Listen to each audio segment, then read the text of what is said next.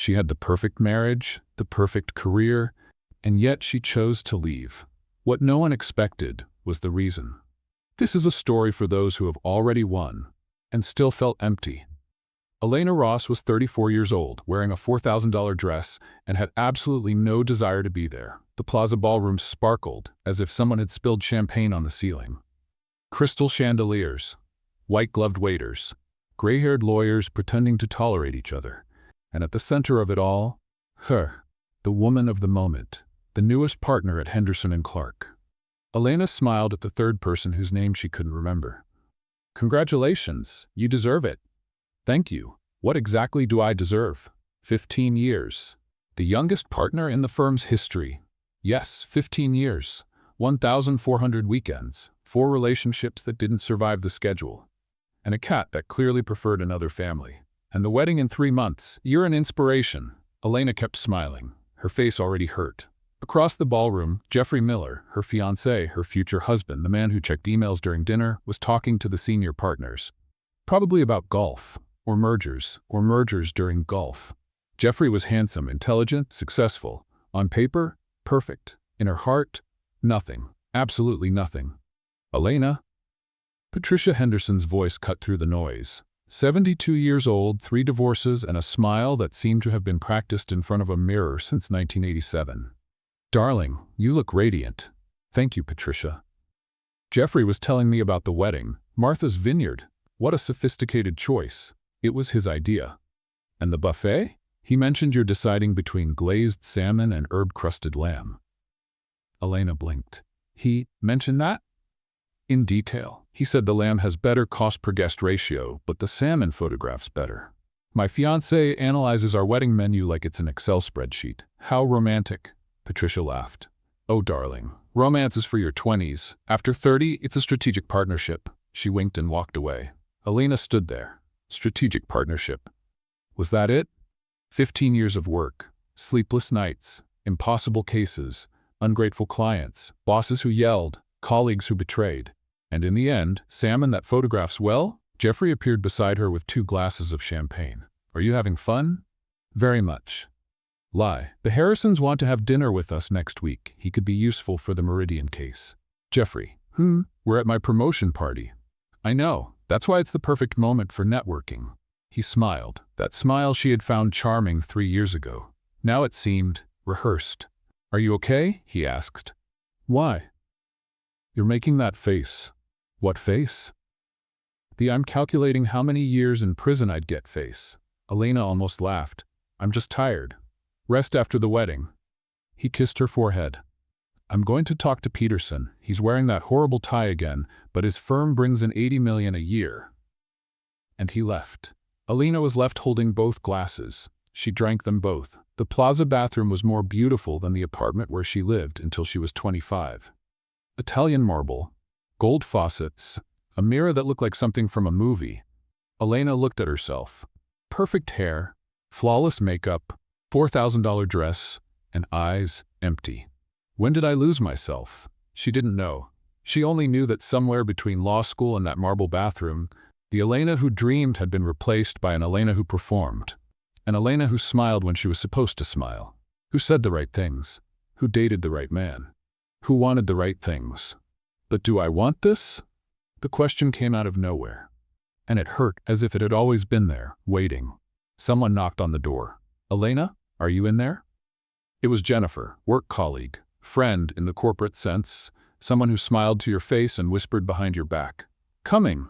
Elena washed hands that didn't need washing, took a deep breath, put the smile back on. One more hour, just one more hour. She opened the door. Jennifer had that smile of someone who wants something. "Jeffrey is going to make a speech." "Of course he is. How wonderful." "About you two, about the wedding." Jennifer squeezed her arm. "Oh, Elena, you're so lucky." "Lucky," the word echoed as she walked back to the ballroom. "Lucky, lucky, lucky." Everyone said that. So why did it feel like a lie? Jeffrey was on the small makeshift stage, microphone in hand, presidential smile. "Good evening, everyone. I know this party is to celebrate Elena." Applause. "But I want to take this opportunity to say that in 3 months, I'm going to marry the most incredible woman I've ever met." More applause. Elena smiled, keep smiling, keep smiling. Elena is brilliant, determined, focused. Is he describing me or reading my LinkedIn? And I'm certain that together we're going to build an exceptional life. Exceptional, like a performance review.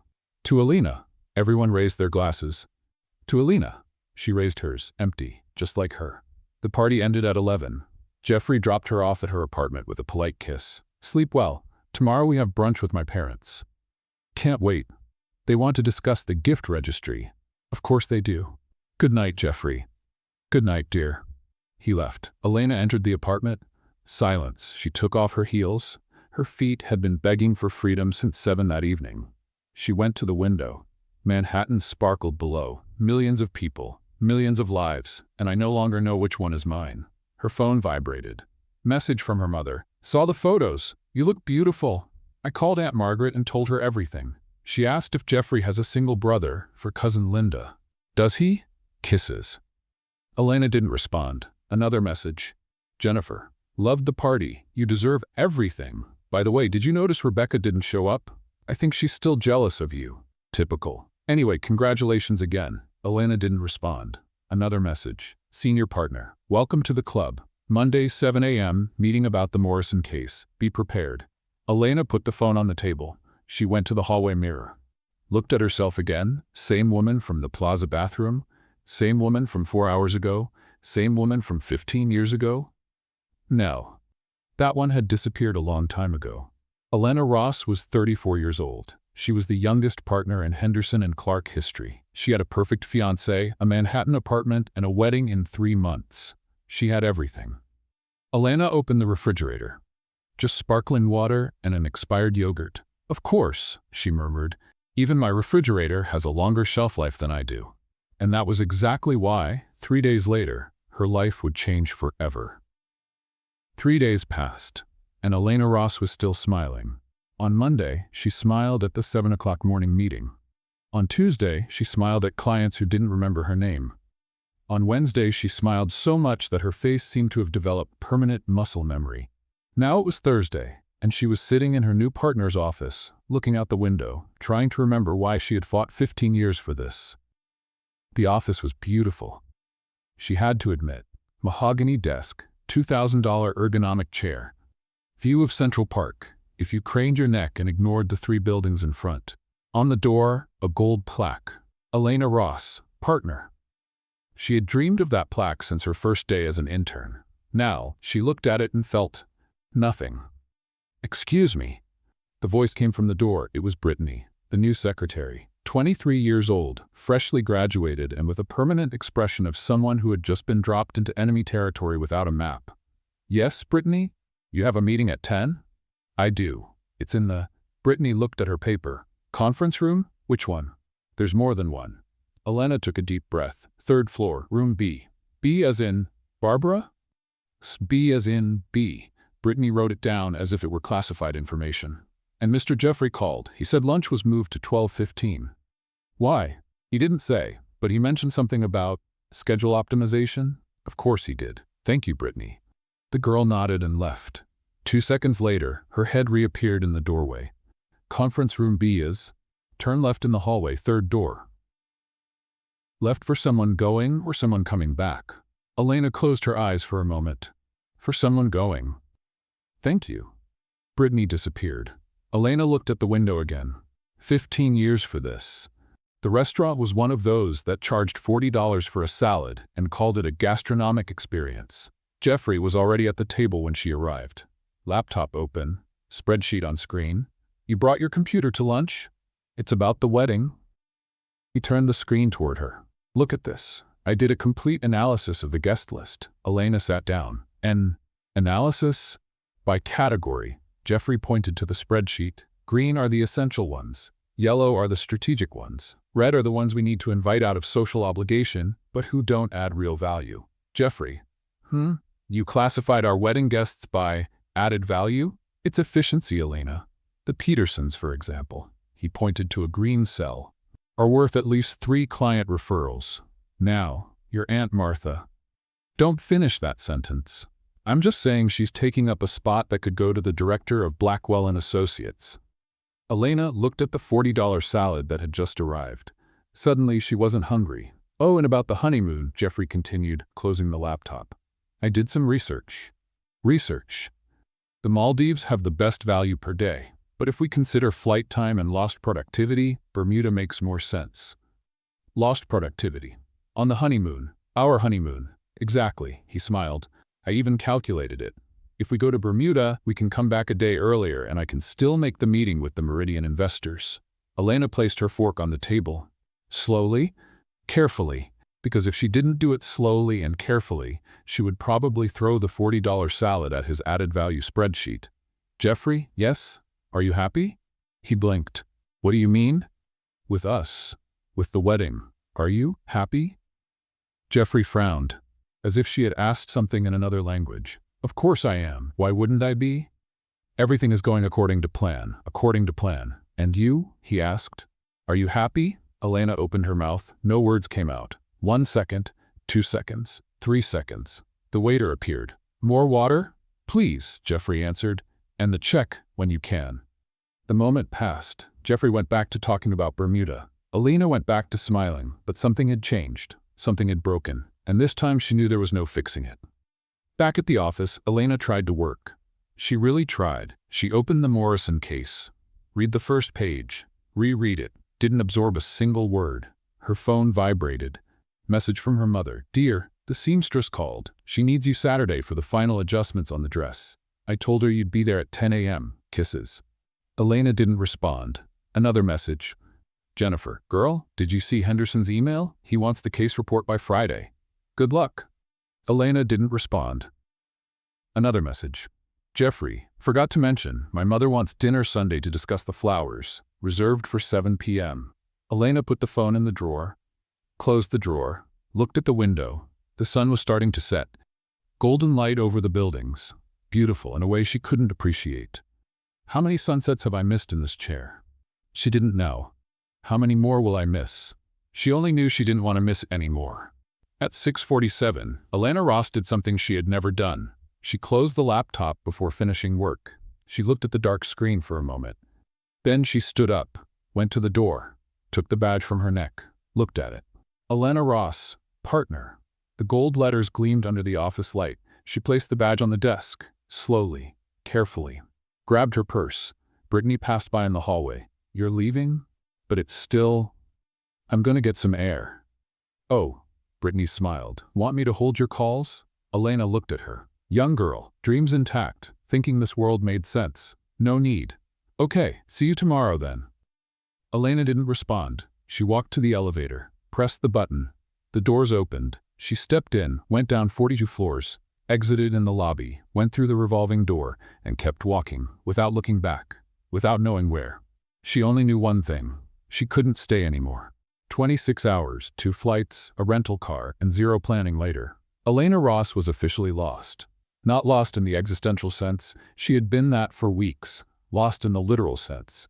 GPS with no signal, one-way road, and an English sky that seemed determined to collapse at any moment. Recalculating route, said the GPS voice for the 10th time. Then recalculate already. No signal available. Elena looked at her phone. 1 bar, half a bar, no bars. Wonderful. She had left Manhattan without a destination. Bought a ticket to London at the airport. The first one available. Slept on the plane with her mouth open and probably drooled on the shoulder of a very polite British gentleman who pretended not to notice. And now? Now she was somewhere in England, driving on the wrong side of the road, praying she wouldn't run over a sheep. Because there were sheep. Many sheep. More sheep than people, apparently. The sign appeared out of nowhere. Willowbrook, 2 miles. Elena had never heard of Willowbrook, but it had 2 things going for it. It was a name she could pronounce, and it was only 2 miles away. 2 miles. That was... how much in kilometers? Forget it, it's close. She turned right. The road got narrower, then even narrower, then turned into a cobblestone path that made the car shake like it was having a panic attack. That makes 2 of us, car. That makes 2 of us. Willowbrook was small. Not small in the American small-town sense. Small in the, this is a medieval village and nobody mentioned they still exist sense. Honey-colored stone houses, roofs covered in what looked like moss, flowers in every window, streets so narrow the car barely fit through. And the worst part, Everything closed. Every shop, every cafe, whatever that place with the antique sign on the door was. Closed, closed, closed. Elena checked her watch. 6:40 in the evening, on a Sunday. Of course, Sunday in England. The day when the entire country decides nothing needs to function. She parked the car, if you could call it parking, since she basically abandoned it in the first space she found, and got out. Her heels sank into the uneven stone. Crack. Elena looked down. The right heel of her $600 shoe had just broken. $600. Dead. In Willowbrook. She took a deep breath. It's fine. It's fine. Shoes can be replaced. Sanity too. Theoretically. Limping slightly, she looked around for any sign of life. That's when she saw the light. The pub was called the Drowsy Fox. It had a wooden sign with a sleeping fox, stone walls that looked 300 years old, and was the only thing open within probably 50 miles. Elena pushed the door. The inside was exactly what you'd expect from an English pub. Dark wood, lit fireplace, smell of beer and history. Half a dozen people who stopped talking the exact moment she walked in. Everyone looked. Elena waved. Hi? Silence. A man behind the counter, about 60, gray beard, apron stained with something she hoped was sauce, raised an eyebrow. Lost? A little. American? How can you tell? He pointed at her feet. The shoe. Pause, or what's left of it. Elena looked at the broken heel. It was an accident. The stones around here don't like high heels. I noticed. The man smiled, slightly crooked teeth but friendly. I'm Thomas. This is my pub. Elena? Nice to meet you. Elena. He placed a glass on the counter. You look like someone who's running from something. Elena sat on the stool. From everything. Thomas nodded as if that made perfect sense. Gin or whiskey? Whichever works faster. He served whiskey. Elena drank. It burned, but in a good way. So, Thomas said, wiping a glass that was probably already clean. Just passing through, or I need a place to stay. Hotel? Is there a hotel? Thomas laughed. No. Motel? Neither. Airbnb? Air what? Elena closed her eyes. Anywhere with a bed and a roof. Thomas thought for a moment. There's Marcus's cottage. Marcus Stone has a property nearby. Rents out a cottage sometimes to tourists. Is he renting now? I don't know, but he's right there. Thomas pointed to the corner of the pub. Elena turned and stopped. Sitting at a table in the corner, with a book in his hand and a mug of something steaming in front of him, was possibly the most handsome man she had ever seen in Willowbrook. Not that the competition was great, but still. Dark hair, slightly messy. A jaw that looked like it had been sculpted by someone with a lot of free time. Eyes she couldn't see properly from that distance, but that were probably irritatingly attractive too. He looked up. Their eyes met. Elena felt her face grow warm. Great. Now you're blushing. Very professional. Marcus Stone closed his book and walked to the counter. Up close it was even worse. Better. Elena needed more whiskey. Thomas, he said, his voice deep and calm. Who's the visitor? Elena, American, needs a place to stay. Marcus looked at her, looked at the broken shoe, looked at the expression of someone who hadn't slept properly in 3 days. London? Elena blinked. What? Did you come from London? Actually, from New York. But I passed through London. How do you know? Marcus almost smiled. The shoe and the panic. Does everyone here analyze shoes? It's a small village. We notice things. Thomas chuckled quietly. Elena decided she definitely needed more whiskey. The cottage was 10 minutes from the pub. Marcus drove. Elena rode in the passenger seat because apparently her rental car wouldn't handle the dirt road, according to Thomas, and she was too tired to argue. The path was dark. Fields on both sides, sky full of stars, more stars than she'd ever seen in Manhattan. So, Marcus said, breaking the silence. Running from what? Who said I'm running? You showed up on a Sunday night in a village in the middle of the Cotswolds with a wheeled suitcase and a broken shoe. So what? And you have the face of someone who didn't plan any of this. Elena looked out the window. Maybe I just like surprises. Do you? No, I hate surprises, always have. She sighed. But here I am. Marcus didn't say anything. The silence wasn't uncomfortable. Actually, it was almost pleasant, strange. The cottage was small, charming, and absolutely without central heating.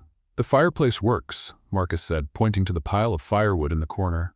Just light it. Elena looked at the fireplace, looked at the firewood, looked at Marcus. Light it how? He blinked. With fire? I know it's with fire, but how do I make the fire? You've never lit a fireplace? I lived in Manhattan, we had central heating. Marcus looked at her for a long moment. Then, to Elena's surprise, he laughed. Not a mocking laugh. A genuine laugh. Warm. Okay, he said. I'll light it for you, this time. This time? Tomorrow you learn. What if I don't want to learn? Then you're going to be very cold. He knelt in front of the fireplace and started working. Elena stood there, holding her suitcase, feeling completely out of her element. In 3 minutes, the fire was lit. In Manhattan, she closed multi-million-dollar contracts. In Willowbrook, she couldn't even light a fireplace. Who are you, Elena Ross? She didn't know anymore. Marcus left with a promise to return the next day to see if she was still alive. Elena locked the door, sat on the sofa in front of the fireplace. Her phone vibrated. Signal. Finally, she looked at the screen. 47 unread messages. Mom. Jeffrey? Jennifer. Office. Jeffrey again. Mom again. Jeffrey 3 more times. Her thumb hovered over the screen. She could read them, could respond, could explain. Or Elena turned off the phone, put it on the table. Tomorrow, she said to no one in particular. The fire crackled. Outside, the wind blew through the trees, and for the first time in a long while, the silence didn't feel empty. It felt possible. Elena Ross slept that night in a village she could barely pronounce. In a bed that wasn't hers. In a country that wasn't hers. Running from a life that was. And strangely, she slept well. Elena Ross woke up at 5:12 in the morning. Not because the alarm went off, not because she had something to do, simply because her body didn't know how to function any other way. 15 years of waking up before the sun. 15 years of running to meetings, deadlines, emergencies. 15 years of training her brain to enter panic mode before even opening her eyes. And now she was lying in a strange bed, in a strange village, looking at a ceiling with wooden beams that probably had more history than her entire family tree. No meetings, no emails, absolutely nothing to do. Elena lay there for exactly 3 minutes. Then she got up, because lying there doing nothing was apparently a form of torture no one had mentioned. She took a shower, dried her hair, put on makeup, then took it off, because what for? Put on the only casual clothes she had brought, jeans and a sweater that cost $400 but was at least comfortable. Looked in the mirror, ready for nothing. It was 5:53 in the morning. Okay, Elena, you can do this. You just need to relax. She sat on the sofa, looked at the unlit fireplace, looked at the window, looked at her own hands, got up, sat down again, got up again. This is ridiculous. She grabbed her phone, still off since last night. Her fingers itched to turn it on, to check emails, to see the 57 messages, probably more by now, that were waiting. She put the phone back on the table. No, you came here to stop, so stop. Took a deep breath, sat on the sofa once more, closed her eyes. Meditate. People meditate. It's supposed to be relaxing. Inhaled, exhaled, inhaled, exhaled. Tried to empty her mind. Her mind refused to be emptied. Has Jeffrey already told everyone? His mother must be freaking out. My mother is definitely freaking out. And the office? The Morrison case. I left the Morrison case half finished. Someone is going to have to. Elena opened her eyes, checked the time. 5:54, 40 seconds. She had meditated for 40 seconds. This is unbearable. At 6:15, Elena decided to make a list. Lists always helped. Lists were organized. Lists made sense.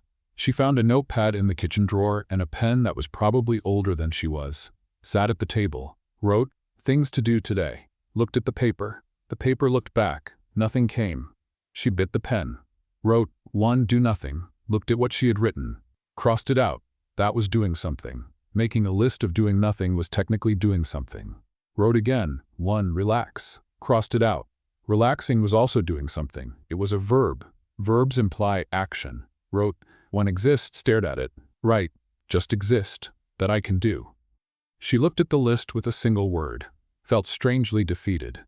I led teams of 20 lawyers. I closed the Whitmore Industries deal. I won the case everyone thought was impossible, and now I can't even make a list.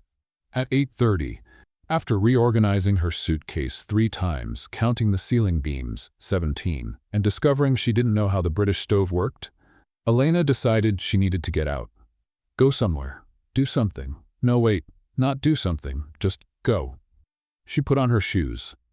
The only ones left, flats that didn't match anything but at least had both heels intact. She left the cottage. The morning air was cold and damp and smelled like wet grass and something she couldn't identify. Nature, probably? Was that what nature smelled like? She didn't know. Manhattan smelled like pretzels and ambition. She started walking toward the village. And that's when she noticed someone was watching. The house next to the cottage had a window with lace curtains, and in the lace curtains, partially hidden but not subtle at all, was a woman who looked at least 80 years old with binoculars. Binoculars, real ones, pointed directly at Elena. Elena stopped. The woman didn't move. Elena waved. The curtain closed. Okay, that wasn't strange at all. The Willowbrook Market was the size of Elena's Manhattan apartment closet. Maybe smaller. It had 3 shelves, a freezer making a concerning noise, and a woman behind the counter who seemed to have been born there and never left. "Good morning," the woman said with a smile that seemed to contain ulterior motives. "You must be the American." Elena blinked. "How do you know?" "Dear, everyone knows." The woman extended her hand. "I'm Dorothy Finch. You can call me Mrs. Finch. Everyone does." "Elena, Elena," Mrs. Finch repeated the name as if savoring it. "Beautiful name, Italian?" "Actually Greek." "Greek, how exotic." She leaned over the counter. "And what brings a Greek-American girl to our village?" "Just needed a break." "A break from what?" "Work." "What work?" "Law." "A lawyer." Mrs. Finch's eyes widened. "Stressful work. And the husband?" "I don't have a husband." "Fiancé?" Elena hesitated. "It's complicated." "Ah." Mrs. Finch nodded with the wisdom of someone who had heard 1,000 pieces of gossip and was ready for the next. "Running from him, then?" "I'm not running from." "Dear, you don't need to explain." Mrs. Finch patted her hand. "This village has a long tradition of welcoming people who need to disappear for a while. Marcus, for example." Elena felt her ears grow warm. "Marcus Stone? That's the one. Arrived here 4 years ago. He was also running. Never said from what, but we know." "Know what?" "That it was something big."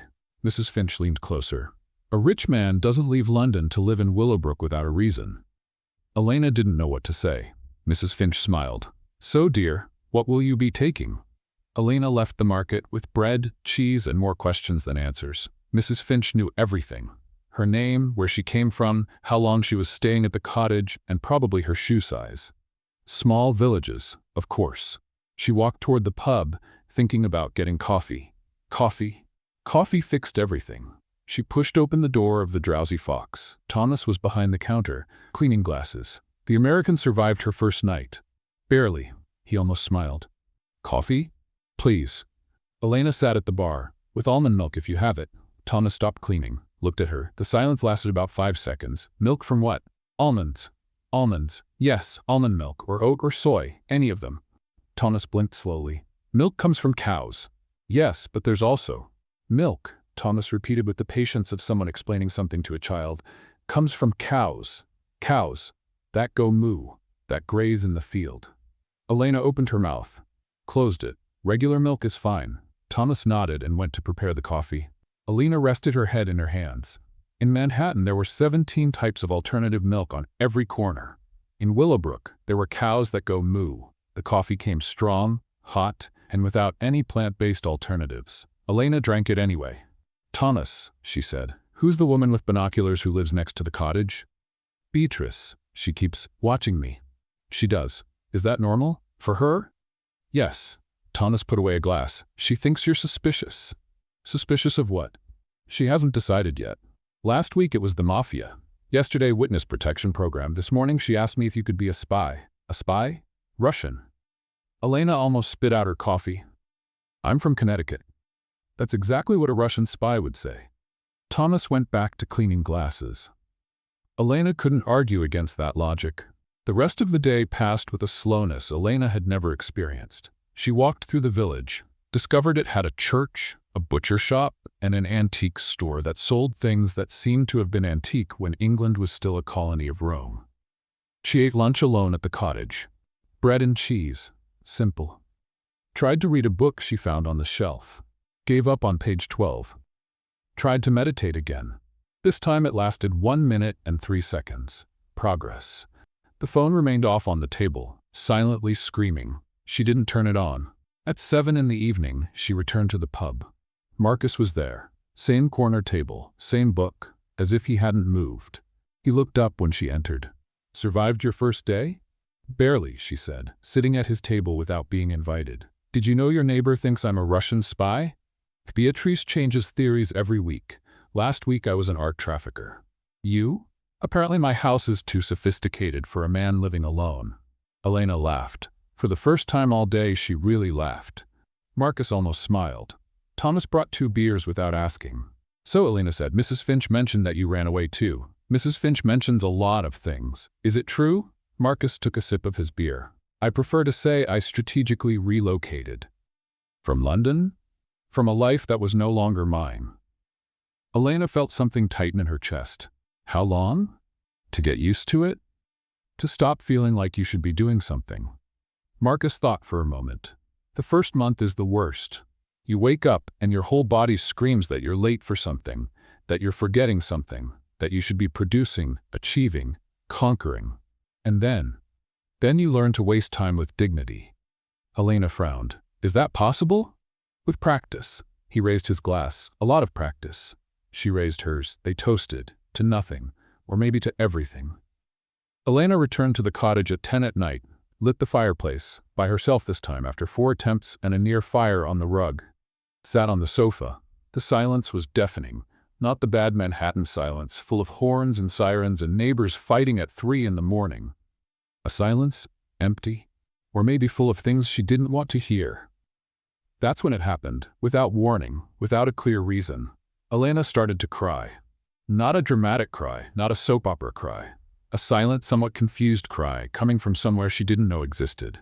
She wasn't sad, she wasn't angry, she was just releasing. 15 years of fake smiles, 15 years of everything is fine, 15 years of perfect performances, coming out through her eyes. It lasted about 10 minutes. Then it passed. Elena wiped her face, took a deep breath, and strangely, she felt lighter. The phone was still on the table. She looked at it. Still off. Her mother was worried. Jeffrey was probably furious. The office had certainly exploded. But you know what? Tomorrow. All of that could wait until tomorrow. Elena Ross didn't know how long she would stay in Willowbrook. A week? A month? A year? She had no idea. But for the first time in 15 years, she wasn't in a hurry to find out. A week had passed. 7 whole days in Willowbrook. And Elena Ross had made a terrible mistake. She turned on her phone. To be fair, it seemed like a good idea at the time. A week without contact. A week of silence.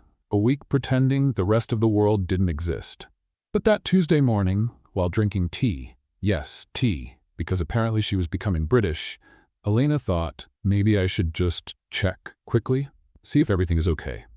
Famous last words. The phone took about 30 seconds to come back to life. Then it started. Ding, ding, ding, ding, ding, ding, ding. The screen seemed to be having an epileptic seizure.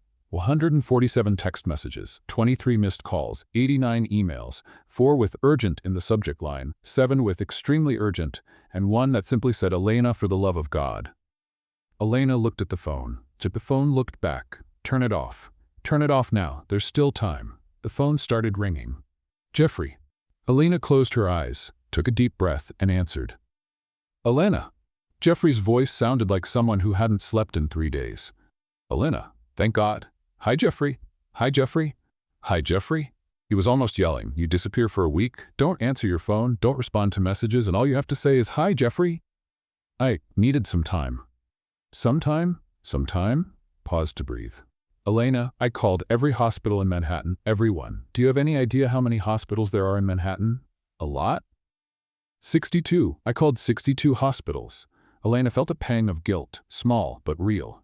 Jeffrey, and the police. I almost filed a missing persons report. Your mother convinced me to wait, but I was about to wait. His voice changed. Where are you? Fine. That's not what I asked. Where are you?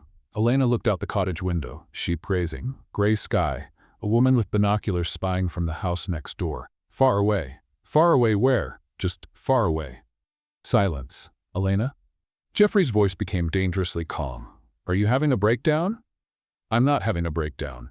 Because this seems like a breakdown. Normal people don't disappear out of nowhere. Normal people don't drop everything without warning. Normal people. Jeffrey. What? I'm not normal people. I'm me. And I needed some time. Another silence. Do you need a doctor? A therapist? Pause. A lawyer? Elena almost laughed. I am a lawyer, Jeffrey. then you know this behavior is completely irrational. Maybe, but it's my irrational behavior. Jeffrey took a deep breath on the other end of the line. Okay, fine, we'll fix this. I'll come get you. Just tell me where you are. No. What do you mean no? I don't want to be picked up. Elena, Jeffrey, I'm going to hang up now. Don't hang up. We'll talk later. Elena, the wedding is in 11 weeks. 11. The guest list is confirmed. The catering is finalized. Your mother already ordered the party favors. You can't just… Elena hung up, put the phone on the table, breathed. The phone started ringing again. She looked at the screen. Mom, of course. Elena Marie Ross. When her mother used her full name, it was a sign of danger. Hi, Mom. Don't give me hi, Mom. Where are you? What's going on? Jeffrey called me desperate. I almost had a heart attack. Mom, everything is fine. Everything is fine. Everything is fine. Her mother had the ability to turn any sentence into an accusation. You disappear without telling anyone, drive your fiancé crazy with worry, abandon the office, and you tell me everything is fine? I needed some time. Time for what? To think. Think. Her mother made a sound of indignation. Elena, you're a lawyer. Lawyers don't stop to think. Lawyers work. Elena rubbed her forehead. Mom, I know you're worried. Worried. I'm horrified. People are asking, Elena. Cousin Linda called me yesterday, wanting to know what to say at work when people ask about you. Tell them I died. It's easier. Icy silence. That's not funny. It wasn't a joke. Elena. Mom, I'm gonna hang up now. No, you will not hang up.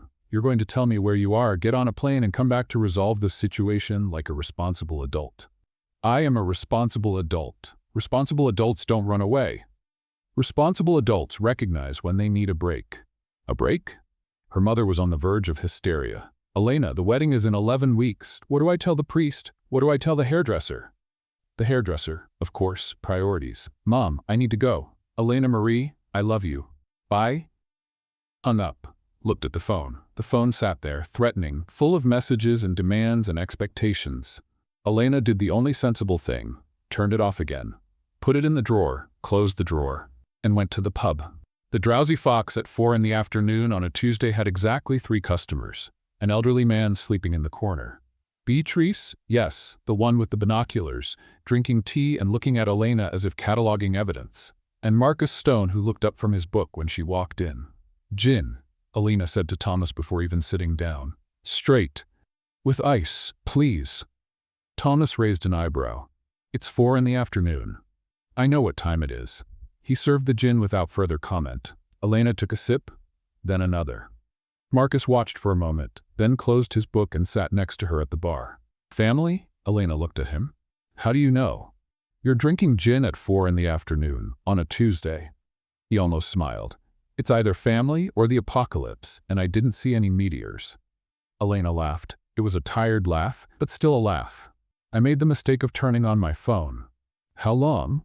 A week turned off. Marcus whistled softly. Brave or stupid? Sometimes it's the same thing. Thomas placed a beer in front of Marcus without him asking.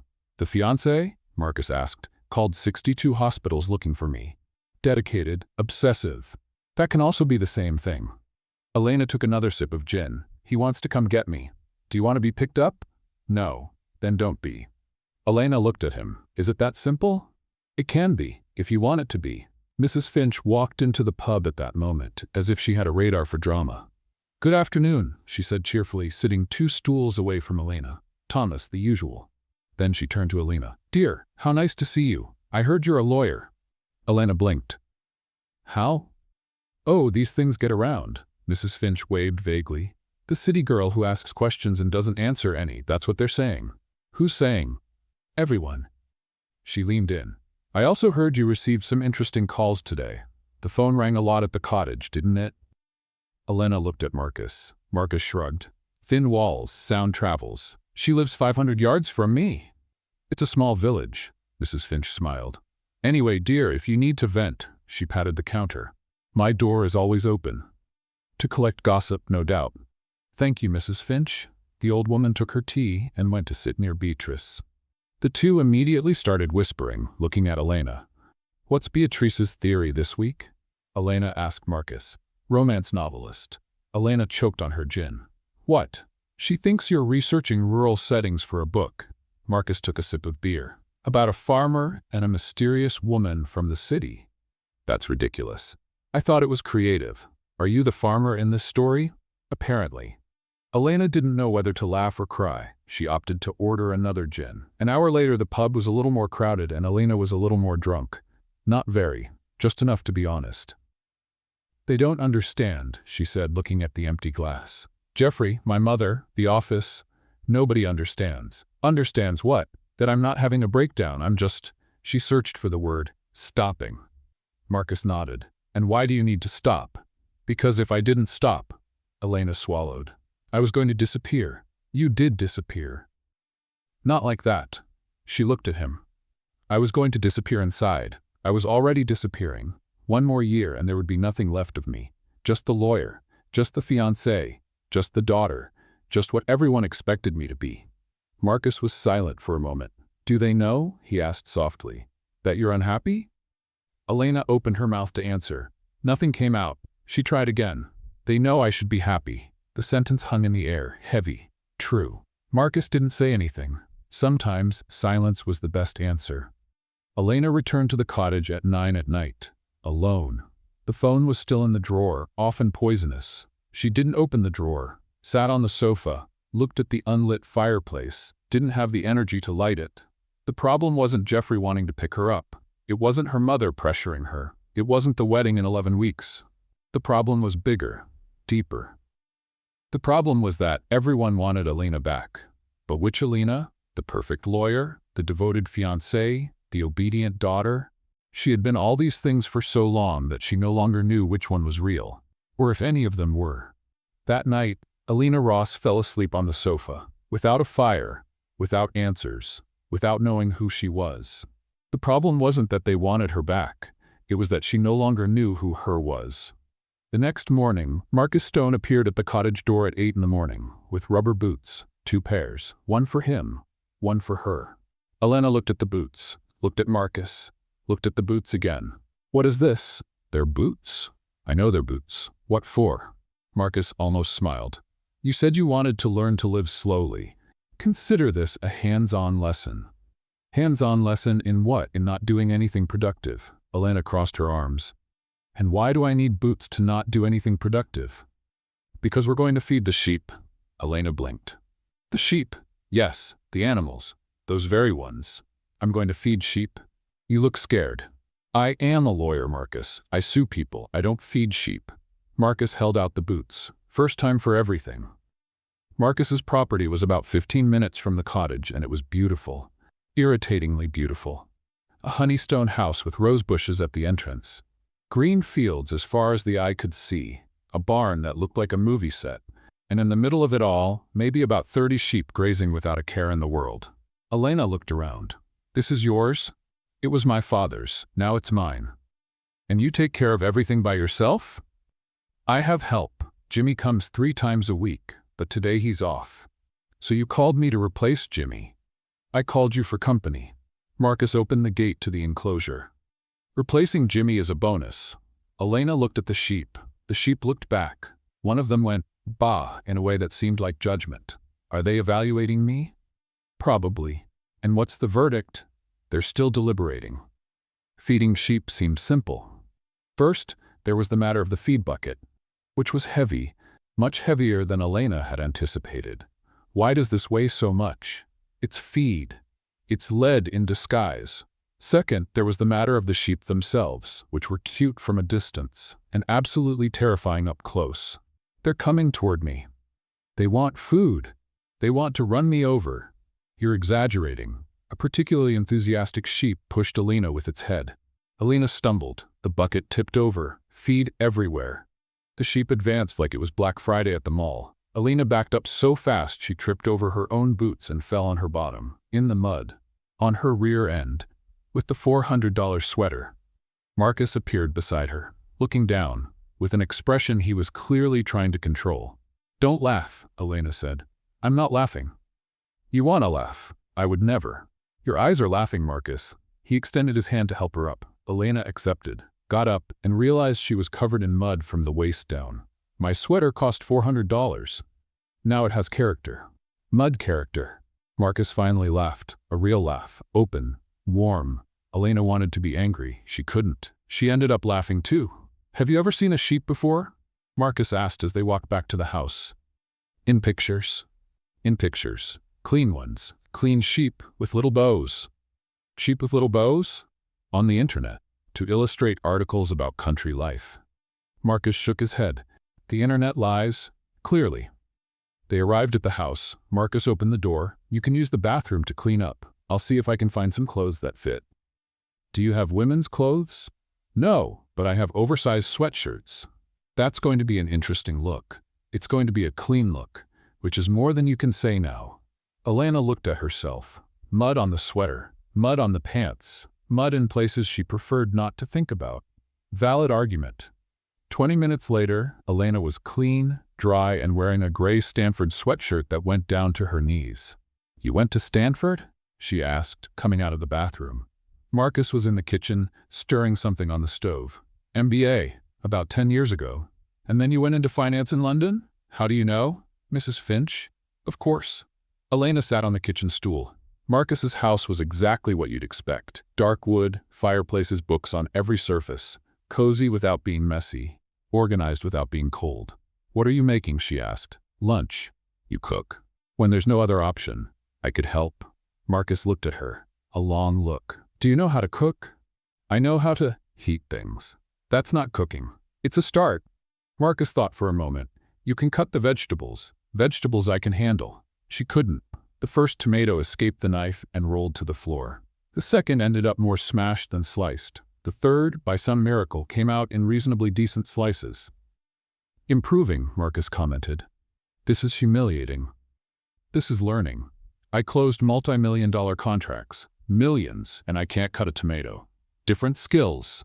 "Skills I should have." Marcus took the pot off the heat. "Why? What do you mean, why?" "Why should you know how to cut a tomato?" Elena stopped. "Because everyone knows. You didn't. That's why it's humiliating." "Or," Marcus turned to her, "it's just something you haven't learned yet. It's not humiliating. It's new." Elena was silent. New. When was the last time she had done something new? Something that wasn't work, networking, obligation? She couldn't remember. Lunch was simple. Pasta with tomato sauce. Elena's mutilated tomatoes included. Fresh bread that Marcus had bought in the village. Red wine that probably cost more than the cottage rent. They ate on the back porch, looking out at the fields. The sun had appeared. Rare for England, apparently. "Can I ask you something?" Elena said. "You can." "Why did you leave everything?" Marcus took a sip of wine. It took him a while to answer. "My father," he said finally. "He had a heart attack."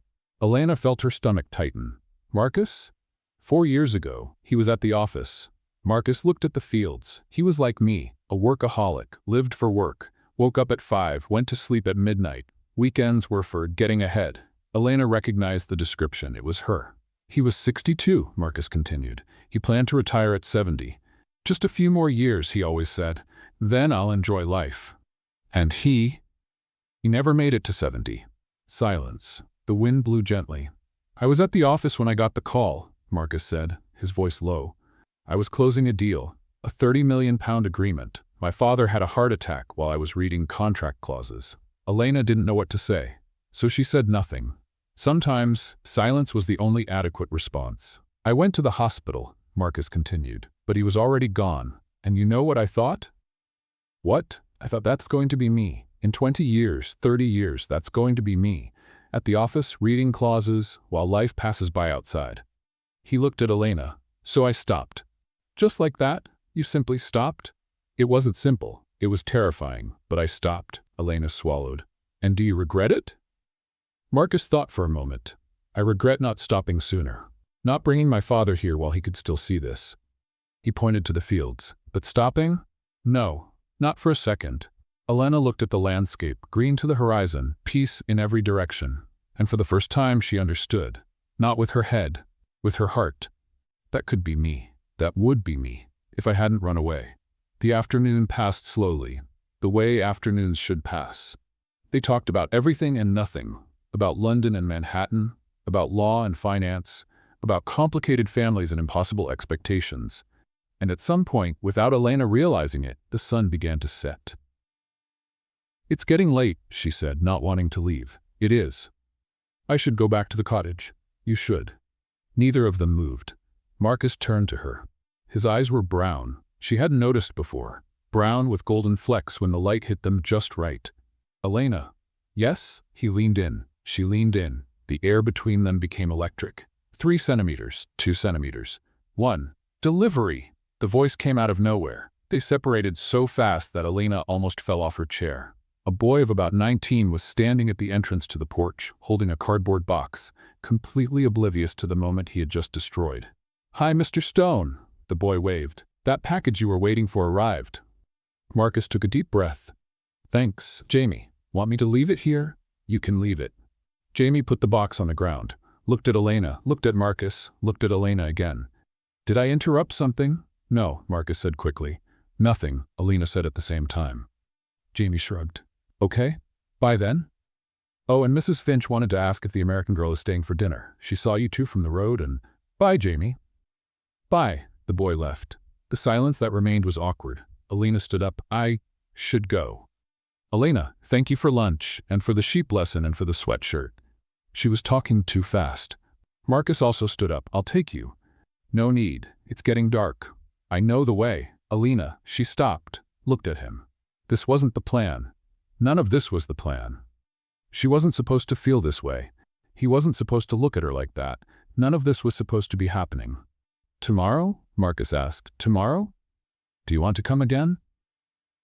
Elena knew she should say no. Knew she was complicating everything. Knew this would only make things harder. Okay, she said. Tomorrow. Elena walked back to the cottage at twilight. The air was cold. The stars were beginning to appear. And in her chest, something had changed. She had come to Willowbrook running from everything. From the fiancé. From work. From expectations. She hadn't expected to find someone. Especially not someone who understood. Someone who had run away too. Someone who looked at her as if he saw more than the lawyer, more than the fiancé, more than all the versions she had constructed. Someone who saw… her. Just her. That night, Elena slept in the Stanford sweatshirt, for no specific reason. Just because it was comfortable. That was it. Just comfort. Liar, a voice whispered in her head. She ignored it. But she fell asleep smiling. The following days passed in a way Elena hadn't expected. Too fast, too light, too dangerous. 2 weeks in Willowbrook. 2 weeks waking up without an alarm. 2 weeks having tea with Thomas, dodging Mrs. Finch's questions and pretending not to see Beatrice spying through the window. And 2 weeks with Marcus. Every day. Sometimes at the pub, sometimes at the property, sometimes just walking through the fields without direction. Talking about everything, laughing at nothing, and every time Elena returned to the cottage at night, she slept in that Stanford sweatshirt. For comfort. Just for comfort. Liar. Today is market day, Marcus announced at the cottage door on a Saturday morning. Elena looked at him. Market? The village market. It happens every Saturday. And you're inviting me. Why? Because you need to experience the local culture. The local culture of Willowbrook? Exactly. Which consists of cheese, rubber boots, and gossip. Tempting. Marcus almost smiled. Wear something comfortable. The market is in the field. Elena looked at her own wardrobe. Suits, office dresses, high heels with one broken heel. I don't have anything comfortable. Stanford sweatshirt? She felt her face grow warm. I'm not going out in a sweatshirt. Why not?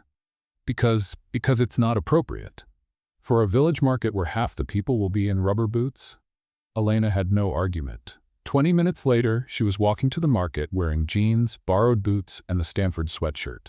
Next to Marcus, who looked irritatingly pleased with himself. The Willowbrook market was exactly what you'd expect from an English village market. And absolutely nothing Elena expected. There were wooden stalls selling things she couldn't identify.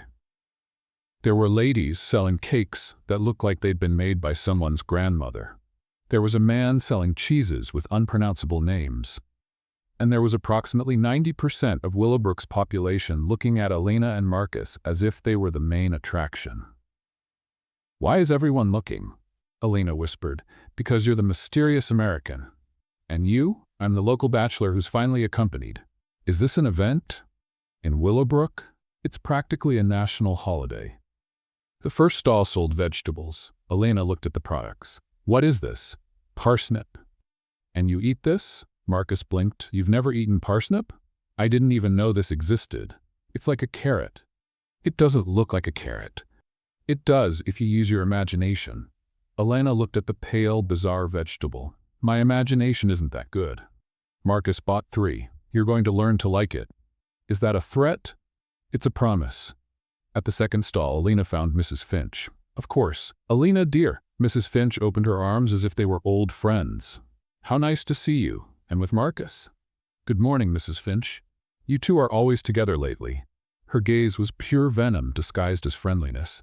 Marcus has never walked around so much. Interesting. We're just friends. Of course, dear. Of course. Mrs. Finch winked. Friends who spend every afternoon together and look at each other that way. What way? That way. Elena didn't know what way that way was, but from Mrs. Finch's smile, it was a compromising way. The third stall sold wool and knitting needles, and a nice lady who insisted Elena needed to learn to knit. Every woman should know how to knit, the lady said, pushing a kit into Elena's hands. It's relaxing. I don't know if. It's easy. Look, I'll show you. 10 minutes later, Elena was sitting on a bench, holding needles like they were weapons, trying to understand how the heck this worked. Marcus was beside her, eating a meat pie, watching with poorly disguised amusement. Stop looking. I'm not looking. You're looking and laughing. I'm not laughing. Your eyes are laughing again, Marcus. She tried to make a stitch. The yarn tangled. Tried again. The needle slipped. Tried once more. Somehow the yarn knotted in a way that seemed impossible to undo. Marcus finally laughed. Do you want help? No. Elena pulled the yarn hard. I will conquer this scarf. That was supposed to be a scarf. It's going to be a scarf, the most beautiful one Willowbrook has ever seen. It looks more like a fishing net. It's a work in progress. Marcus took a sip of his coffee. Have you always been this competitive? This what? Like everything is a battle to be won. Elena stopped, looked at the tangle of yarn in her hands. Maybe. Even knitting? Especially knitting. This yarn is not going to defeat me. Marcus shook his head.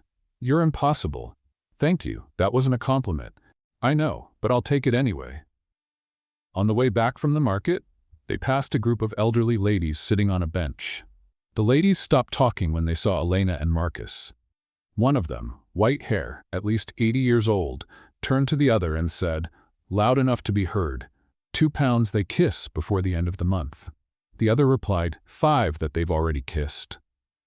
Elena pretended not to hear. Marcus did too. But the silence between them became charged with something neither of them mentioned. That afternoon, Elena returned to the cottage, alone, sat on the sofa, looked at her phone. Jeffrey. She was still engaged. Technically, the ring wasn't on her finger. She had left it in Manhattan, but the commitment still existed. The contract was still standing. The wedding was still scheduled. In 9 weeks. She took a deep breath and called. Jeffrey answered on the third ring. Elena? Hi, Jeffrey.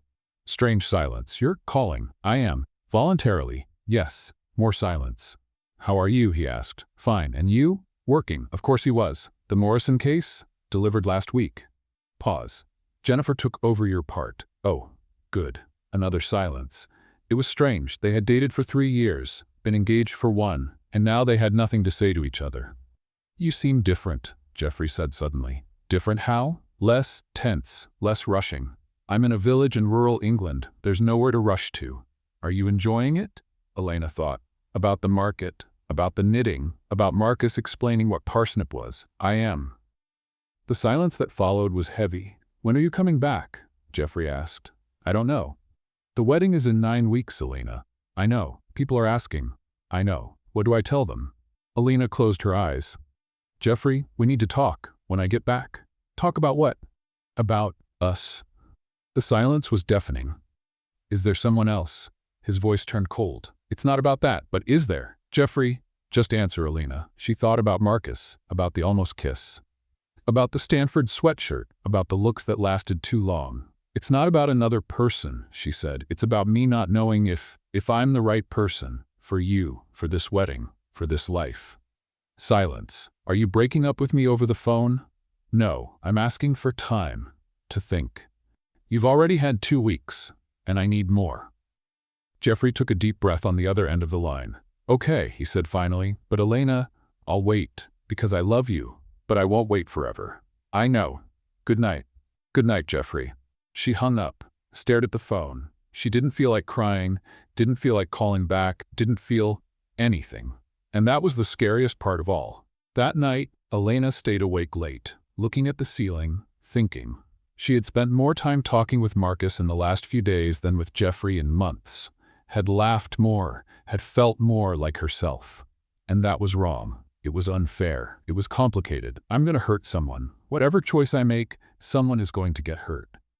But maybe, and this was the hardest thought of all, the marriage was already broken before she ran away. Maybe she just hadn't had the courage to see it. The knitted scarf was on the table. If you could call it a scarf, it looked more like a declaration of war against yarn. Elena looked at it. I'm going to conquer you, she thought, even if it's the last thing I do.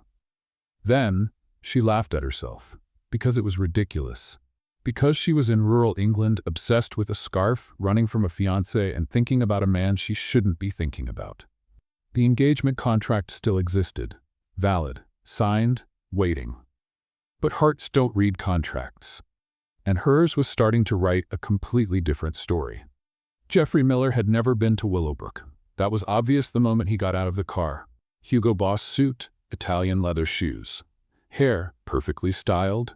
Expression of someone who had just landed on Mars and wasn't liking what he saw. 3 days had passed since the phone call. 3 days in which Elena thought she had time. She was wrong. Elena was at the pub when she heard the commotion. Actually, commotion was generous. In Willowbrook, commotion meant 2 people talking at the same time and someone looking out the window. But Thomas stopped cleaning glasses. Mrs. Finch stopped talking, which was practically a miracle. And Beatrice, who was in the corner with her eternal tea, practically pressed her face against the window glass. What's happening? Elena asked. Thomas pointed outside. Looks like you have a visitor. Elena looked and felt her stomach drop. Jeffrey was standing in the middle of the cobblestone street, looking around as if the village were a personal offense. His suit gleamed under the weak sun. The Italian shoes already had a mud stain that would probably cost $200 to clean. No, Elena whispered. No. You know him? Thomas asked. It's my fiancé. Ah, Thomas went back to cleaning glasses. Another one from London. We're becoming a refuge. Elena left the pub. Jeffrey saw her immediately. His expression went from relief to anger to confusion in approximately 3 seconds. Elena, Jeffrey, what are you doing here? What am I doing here? He walked toward her. You disappear for weeks, don't tell me where you are, and you're asking what I'm doing here. How did you find me? Your credit card. You rented a car in London. Of course, the credit card. Jeffrey, I told you I needed time, and I gave you time. 3 days. 3 days isn't time. For me, it's an eternity. Mrs. Finch appeared in the doorway of the pub. Tea for the nervous young man? She offered with a sweet smile. You look like you need it, dear. Jeffrey looked at her as if he had just seen a hallucination. What? Tea, hot drink, calms the nerves. I don't want tea. Everyone wants tea, they just don't know it yet. Elena rubbed her forehead. Mrs. Finch, thank you, but I'll prepare a pot. For when you're done shouting. She winked. Shout away, dear. The whole village is already watching anyway. She disappeared inside the pub. Elena looked around. Mrs. Finch wasn't exaggerating. There were at least 10 people at their windows. Beatrice had come out of her house with binoculars hanging around her neck.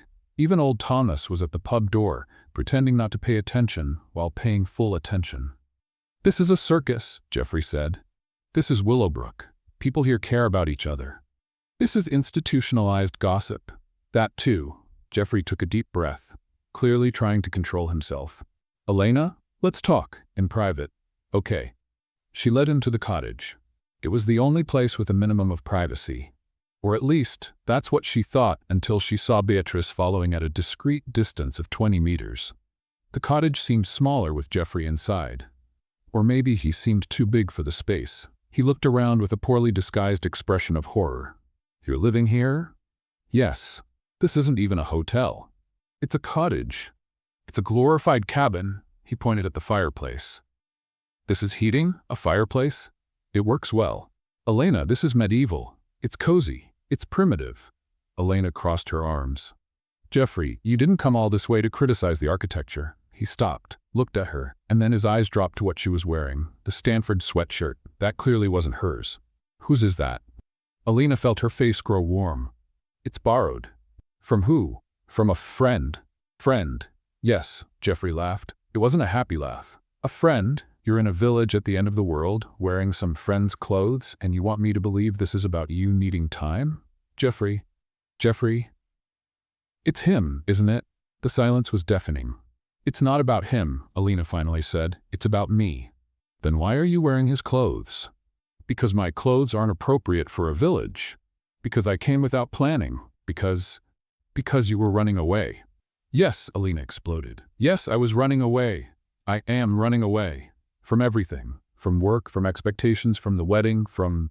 She stopped, but it was too late. From me, Jeffrey completed. His voice went cold. You were running away from me. Elena didn't deny it. She couldn't. Her phone rang. Of course it did. Mom. Don't answer, Jeffrey said. She'll keep calling until I answer. Then let it ring, Elena answered. Mom, this isn't a good time. Elena Marie Ross. Her mother's voice was at maximum hysteria level.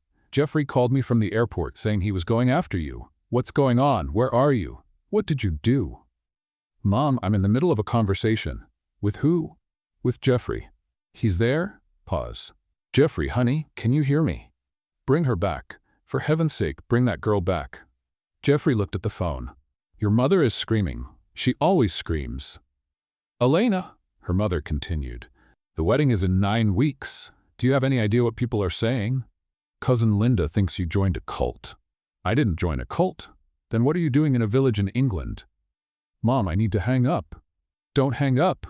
I'll call you later. Elena Marie. She hung up. The silence that followed was heavy enough to crush. Jeffrey was standing near the window, his back to her. I called 62 hospitals, he said quietly. When you disappeared, I thought something had happened. I thought you were hurt or lost or… He didn't finish. Jeffrey, I'm sorry. I didn't mean to worry you. But you did want to run away from me. Elena took a deep breath. I didn't run away from you. I ran away from a life that wasn't mine anymore. He turned around. And I'm part of that life. It wasn't a question. You're part of what I thought I was supposed to want. Elena said, the perfect fiancé. The perfect wedding. The perfect career. Everything right, everything planned. And that's bad? It's empty. Jeffrey blinked. Empty? I was at the top, Jeffrey. Partner at the firm. Case 1. Wedding planned. And I looked at myself in the mirror and felt nothing. Her voice trembled. I should have been happy. I wanted to be happy, but I was just tired of pretending, of performing, of being who everyone expected me to be. Jeffrey was silent for a long moment. And me? He finally asked. Was I part of the performance? Elena felt tears in her eyes. I thought I loved you. You thought? I thought that was love. The perfect plan with the perfect person. But love shouldn't be a plan, Jeffrey. It shouldn't be a list of pros and cons. It shouldn't be. An Excel spreadsheet? She almost laughed. Yeah, it shouldn't be an Excel spreadsheet. He nodded slowly. The anger had disappeared from his face. What remained was something worse. Sadness. I loved you, he said. Really. I know. The wrong way, apparently. The way you knew how. Jeffrey looked around the cottage. At the fireplace, at the books on the shelf, at the Stanford sweatshirt she was still wearing. Does he make you happy? He asked. The owner of the sweatshirt? Elena thought about Marcus, his laugh, the long conversations, the way he looked at her as if he saw more than the lawyer, more than the fiancé, more than all the masks. He makes me feel like myself, she said, for the first time in a long time. Jeffrey nodded. He walked to the door. The ring, he said without turning around. You can keep it, or throw it away, or sell it. I don't want it back. Jeffrey, goodbye, Elena. He opened the door and left. Elena stood in the middle of the cottage, listening to his footsteps fade away, listening to the car start, listening to the silence that came after. That was it. It was over. 3 years of relationship, a year of engagement, months of planning, ended in 15 minutes in a cottage in Willowbrook. She should be crying. She should be devastated. But what she felt was something else. Something that felt strangely like relief. Someone knocked on the door. Elena went to open it, expecting Mrs. Finch with tea or Beatrice with questions. It was Marcus. He looked at her red eyes, at the sweatshirt she was still wearing. Thomas told me, he said simply. Are you okay? Elena thought about the question. I will be, on my own, she said, and for the first time she believed it. Jeffrey left with the answers he didn't want. Elena stayed with the questions she needed.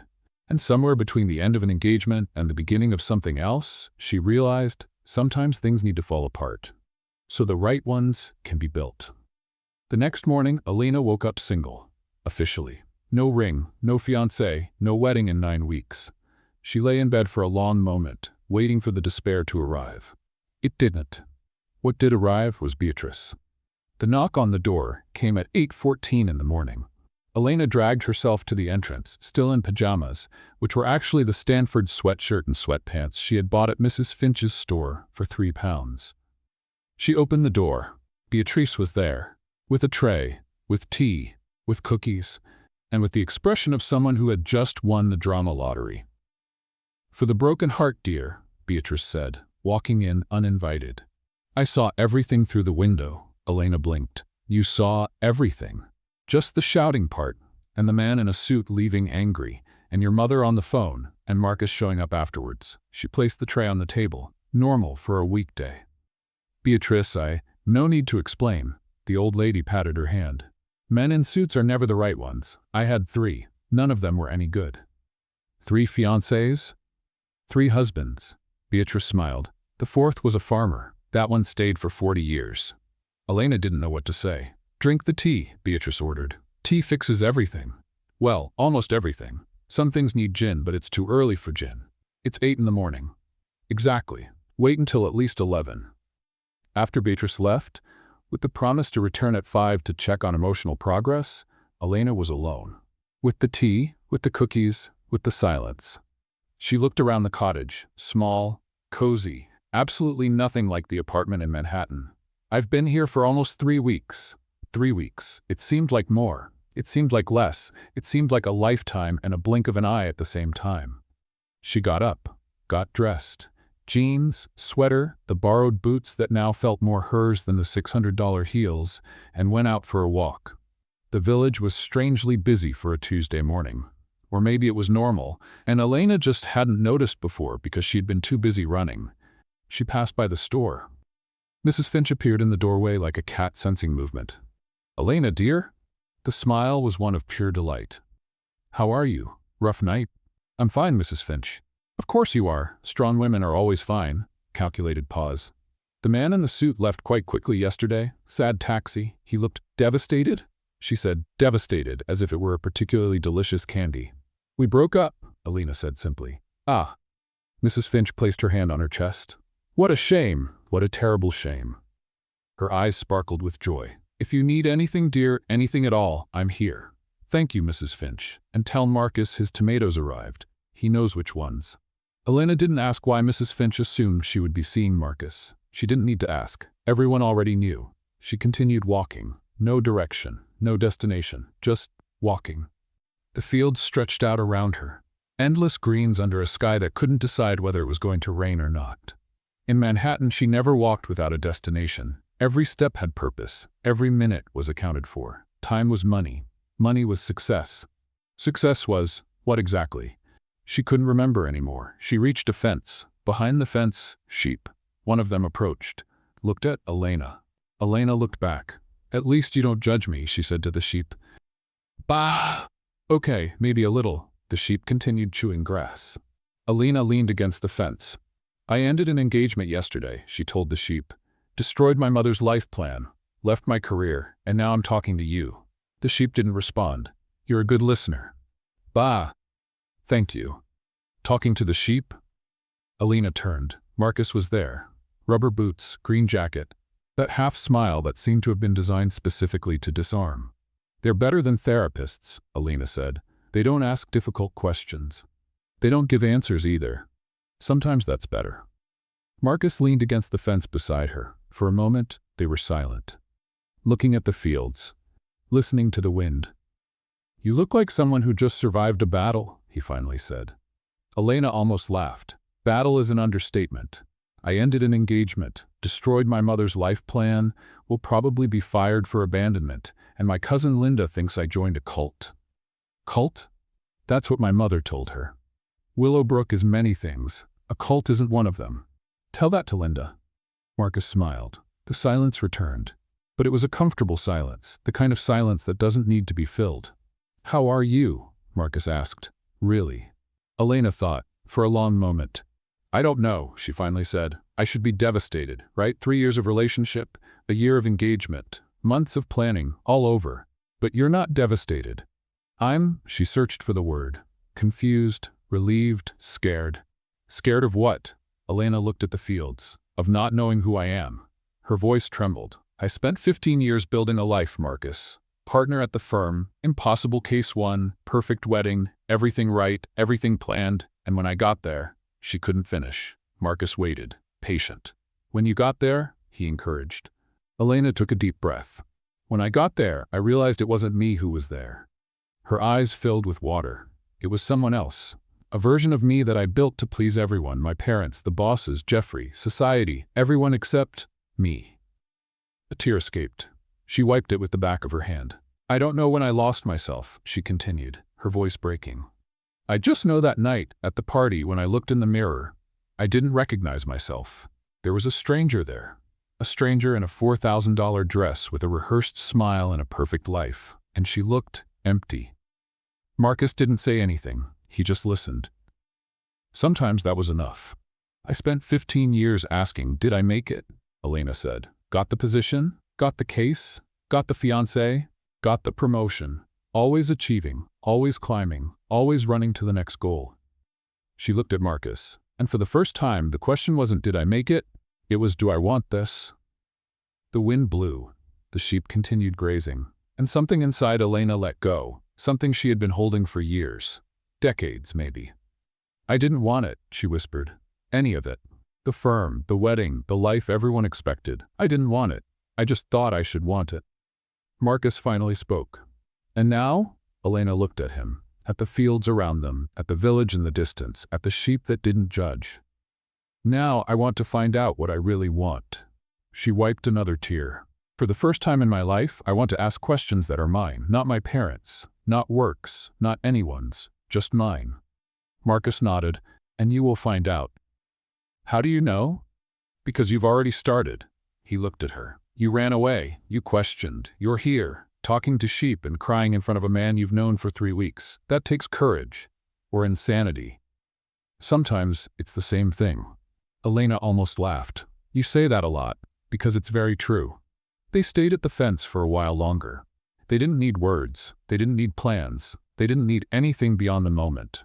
And for the first time in 15 years, Elena didn't feel urgency to go anywhere. The sun finally appeared, timid, as if apologizing for having disappeared for so long. Elena looked at it. I'm scared, she admitted quietly. Of what?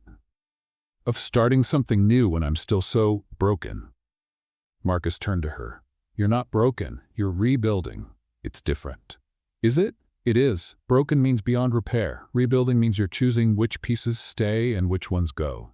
Elena thought about that. What if I choose wrong? Then you choose again, he shrugged. That's what living people do. They choose. They mess up. They choose again. She looked at him, at the brown eyes with golden flecks, at the man who had run away before her, who had found peace before her, who was there, patient, waiting for her to find hers. Thank you, she said. For what? For not giving me answers. I don't have answers, just better questions. Elena smiled, small, but real. She walked back to the cottage in the late afternoon, alone, but not feeling alone. The phone vibrated in her pocket, message from her mother. She didn't open it. Not today. Today was hers, to process, to breathe, to start answering the only question that mattered. Do I want this? The question echoed as she opened the cottage door. There was no answer yet. But for the first time, Elena realized something. She'd spent her entire life answering other people's expectations. Her parents, her bosses, her fiancés, societies, always running to the next yes that wasn't hers. Now, the only question that mattered was from her to herself. And she was finally ready to hear the answer. A week later, Elena Ross did something she never imagined doing. She stayed. She didn't stay because she had no option. She didn't stay because she was running away. She didn't stay because she didn't know where to go. She stayed because she wanted to. And that was the difference. The first sign that something had changed came on a Tuesday morning. Elena was at the pub at 9 o'clock, drinking tea. Not coffee, tea. Thomas placed the cup in front of her. Elena took a sip. Thomas observed. "You learned," he said. "Learned what?" "How to drink tea properly, without making a face, without asking for almond milk." He almost smiled. "It took 3 weeks, but you learned." Elena looked at the cup. It was true. At some point, without realizing it, she had stopped fighting the tea and started simply appreciating it. "Thank you, Thomas." "For what?" "For not giving up on me." Thomas shrugged. "It was nothing special. You were a difficult case, but I've seen worse." "You have?" "There was an American here in 2019. He asked for decaf coffee with soy foam and sugar-free vanilla syrup. And what happened? I gave him tea. He survived." Elena laughed. For the first time in a long while, laughing felt natural. The second sign came on Thursday. Elena was at Marcus's property helping with the sheep. Helping was a generous term. Actually, she was sitting on the fence watching Marcus work while trying not to get in the way. "You can help if you want," Marcus said, carrying a bucket. "I am helping." "Sitting on the fence?" "Moral support, it's important." He laughed. Elena smiled. The afternoon sun was warm, rare for England, and the fields stretched to the horizon like an endless green sea. "I decided to stay," Elena said suddenly. Marcus stopped. "Stay?" "A little longer. I don't know how long, but more." He put the bucket on the ground, walked to her, stopped very close, too close to be casual. "Why?" "Because I'm not finished yet." "Finished with what?" "Finding out who I am when I'm not running." Marcus looked at her, that look that made her stomach tie in knots. "And are you finding out?" "Little by little," she swallowed. "I found out I like tea, that I can survive without email, that sheep are judgmental, but honestly, I respect that." Marcus smiled. "What else?" Elena looked at him, at the brown eyes with golden flecks, at the man who had waited, who hadn't pressured, who was there, standing in front of her with a silent question on his face. "I found out I like being near you," she said quietly. The air between them changed. Marcus leaned in, Elena leaned in, and this time there was no Jamie with deliveries. No phone ringing, no. A curious sheep had appeared out of nowhere and pushed Elena from behind. She lost her balance, fell forward, right into Marcus's arms. Who caught her? With their faces inches apart. "I'm going to sue that sheep," Elena murmured. "You're a lawyer. Technically you can." She interrupted our moment. "She pushed you closer to me. Maybe she was helping." "That's too much optimism.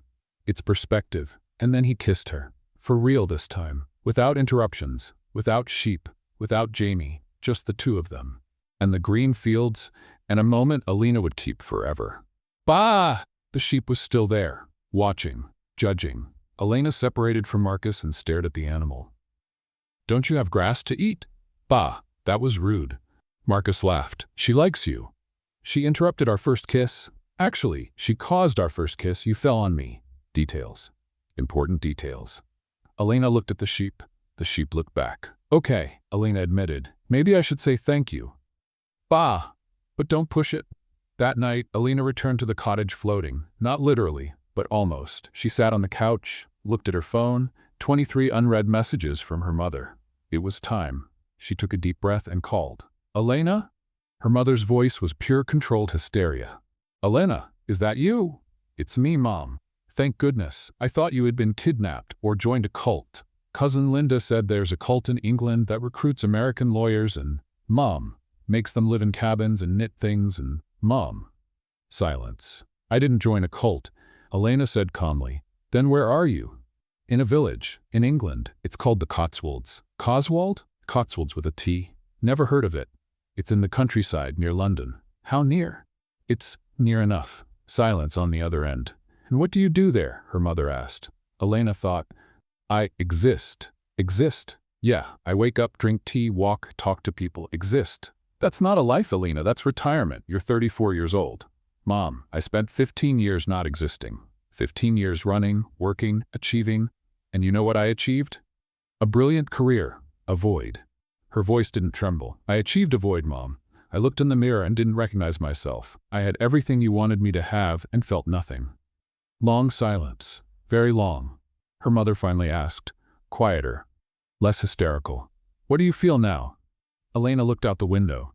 The sun was setting over the fields, gold, orange, beautiful. "Now I feel," she said, That's all, I feel.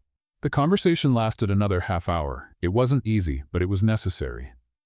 Her mother didn't understand everything. She probably never would completely. But for the first time, she listened. And when she hung up, she wasn't screaming. She was thinking. It was a start. On Friday, Elena ran into Mrs. Finch at the store. The old lady had a bigger smile than usual, which was concerning. "Elena, dear," Mrs. Finch practically sang. "I heard the news." "What news?" "You and Marcus," she winked. "At the property, yesterday." Elena felt her face burn. "How did you?" "Dear, I know." Mrs. Finch patted her arm. "I knew from day one. Day one. When you walked into the pub with that broken shoe and he showed up, I thought, those two are going to end up together."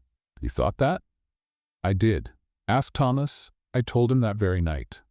Elena doubted Mrs. Finch had said exactly that, but she wasn't going to argue. "Anyway," Mrs. Finch continued, "I'm very happy for you both. Marcus needed someone, and you." She looked Elena up and down. "You're different, dear." "Different how?" "You look like yourself." Elena didn't know what to say, but maybe it was the best compliment she had ever received. That afternoon, Beatrice showed up at the cottage door with cookies. "And a new theory. I finally figured it out," she said, walking in uninvited. "You're a writer." "A writer?" "Of romance novels." Beatrice nodded with conviction. "You came here to research. The rural setting, the mysterious man, the escape from the big city. It all makes sense now." Elena blinked. "Beatrice, I'm not—" "The book is going to be about a lawyer who runs away to England and finds love. Classic."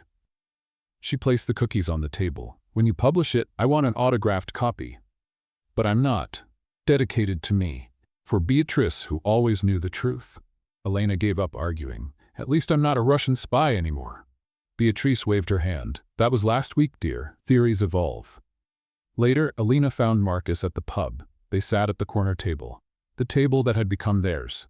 "Beatrice thinks I'm a writer now," Elena told him. "Better than a spy." "Marginally." He laughed. She laughed.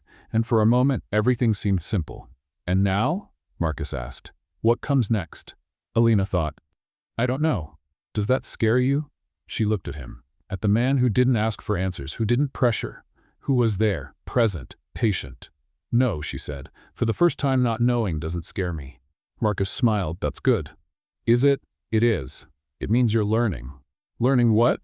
"To live without a script." Elena took a sip of tea. "I hurt a lot of people," she said quietly. "Jeffrey, my mother, the firm, a lot of people." Marcus waited. "You saved yourself," he finally said. "They'll understand or they won't. It's not something you can control." "I know," she sighed. "It's just hard to accept." "Most important things are." Elena looked at him. At their table. At the pub that had become home. At the life she was starting to build. Without a plan, without a script, without guarantees. And strangely, it was okay. Elena Ross didn't have all the answers. She didn't know how long she would stay in Willowbrook. She didn't know what she would do with her career. She didn't know what the future held.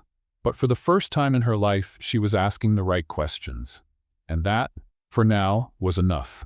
1 month in Willowbrook, 31 days. 462 cups of tea, approximately. And Elena Ross had a decision to make. The thing about small villages is that you don't stay anonymous for long. In Manhattan, Elena could go years without knowing the neighbor next door. In Willowbrook, after a month, she knew that Mrs. Finch and Mrs. Patterson hadn't spoken since 1987 because of an apple pie recipe that was supposedly stolen. That Thomas had been married 3 times and still wore the wedding ring from his second wife because it was the one that fit best. That Beatrice had worked for the government in the 70s and never specified doing what, which explained the obsession with conspiracy theories. That Jamie, the delivery guy, was secretly in love with the butcher's daughter but was too shy to talk to her. And that everyone, absolutely everyone, knew that Elena and Marcus were together before they even admitted it. Willowbrook didn't have secrets. It just had information that hadn't been shared yet. That Wednesday morning, Elena was in the cottage kitchen, making pie. Yes, pie. She, Elena Ross, former workaholic lawyer who didn't know how to cut a tomato a month ago, was making pie. And not just any pie. The perfect apple pie. It had taken 2 weeks to learn. 7 failed attempts, 1 near explosion of the oven, and an incident with flour that she preferred not to remember. But now she had mastered it. 1 pie. Just 1. but perfect. The problem was that today she had tried to make two. The first was golden, fragrant, ready to be photographed for a magazine. The second looked like a scientific experiment that had gone very, very wrong. "What happened to this one?" Marcus asked, looking at the second pie. "I don't want to talk about it. It looks like it melted." I said I don't want to talk about it. And then solidified again. "Marcus?" And formed some kind of crater in the middle. Elena threw a dish towel at him. He laughed. She did too. Later, they sat on the back porch of Marcus's property, with the perfect pie. Only the perfect one. The other had been discreetly eliminated. "I need to go back," Elena said suddenly. Marcus stopped chewing. "Go back? To New York? To sort things out? The firm, my mother, the apartment?" She sighed. "I can't keep running forever." Marcus nodded slowly. "When?" "Next week, maybe. I need to buy the ticket." Silence. The wind blew across the fields. "And us?" Marcus asked. Elena looked at him, at the man who had waited, who hadn't pressured, who was there, afraid for the first time since she'd known him. "You're the first thing I chose," she said. "The first thing in 15 years that was just mine. Not out of obligation, not out of expectation, not because someone said I should want it, just because I wanted to." Marcus didn't say anything. "I'm not giving you up," Elena continued. "I'm going back to sort things out, to see if I still want that life or a different version of it. But I will come back, here, to you. Promise?" She held his hand. "Promise." Marcus smiled, small but full of something that looked a lot like hope. "Okay," he said, "then I'll be here." "Waiting?" "Waiting." He squeezed her hand. "It's what I do best, apparently." Elena laughed and kissed him, tasting like apple pie. Perfect. The news that Elena was leaving spread through the village in approximately 47 minutes. A record, according to Thomas. Mrs. Finch was the first to show up at the cottage. "You're not leaving?" She seemed genuinely worried. "Not for real?" "Only for a while, Mrs. Finch. I'll be back." "But what about Marcus? What about us?" Her eyes filled with water. "I got used to you, Elena. You're the most interesting thing that's happened in this village since the church roof caught fire in 2015. Elena wasn't sure if that was a compliment. She decided to accept it as one. "I'll be back," she repeated. "I promise." Mrs. Finch sniffled. "You're a good girl." She patted Elena's arm.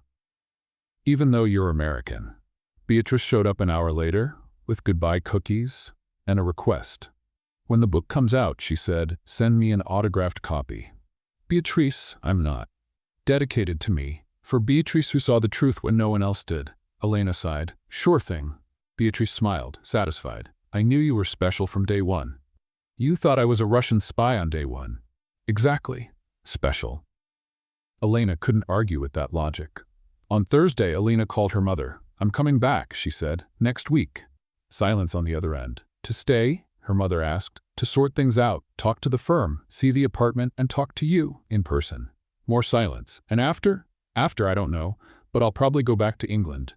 To the village." "Yes, to the man." Elena smiled. "That too." Her mother sighed. A long sigh loaded with 15 years of expectations being reorganized.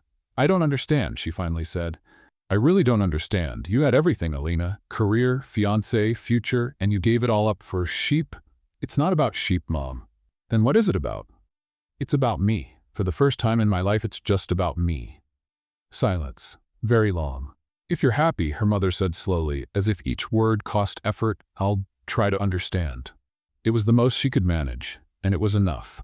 "Thank you, Mom." "Don't thank me yet. I still think you're crazy." "I know. But you're my crazy daughter, so I'll support you, in my own way." Elena felt her eyes sting. "I love you, Mom. I love you too." Pause. "Even when you do incomprehensible things like running away to England to live with sheep." "It's only 30 sheep." "That doesn't help, Elena." "I know." The day of departure came too quickly. Elena was at the cottage door, bag packed, car waiting, and half the village had shown up to say goodbye. Half of the entire village. Mrs. Finch was crying. Beatrice was taking photos to document. Thomas had brought a bottle of special tea for the trip. Jamie was there too, standing in the corner, probably waiting to interrupt some important moment. And Marcus. Marcus was in front, with that half-smile Elena had learned to love. "I'll be back," she said, to him and to everyone. "We know," Mrs. Finch sniffled, "but it still hurts." "You stayed a month," Thomas said.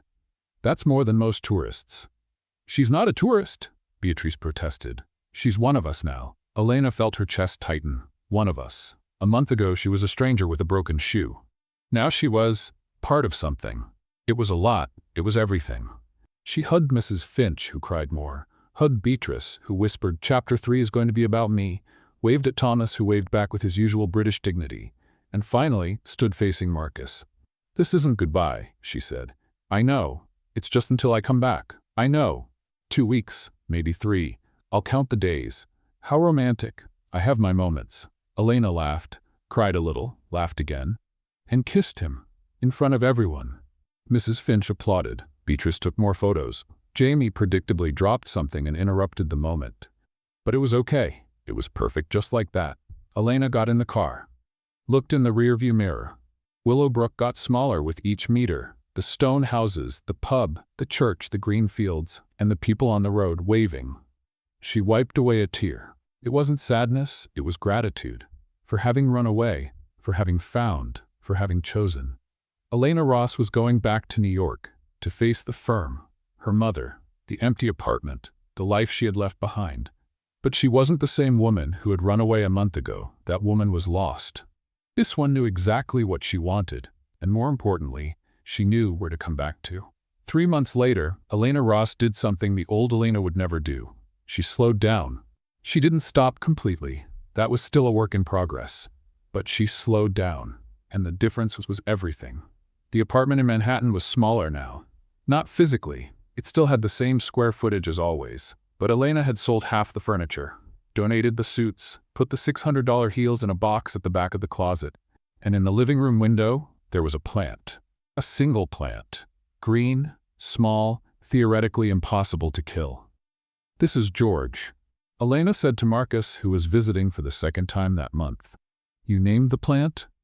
George is the first living thing under my care." She watered the leaves proudly. "And he's still alive. That's a miracle." Marcus looked at George. George was, objectively, a very common plant. But Elena looked at him as if he were an achievement. And maybe he was. They went out for a walk in Central Park. Marcus looked around with the expression of someone who had just entered another planet.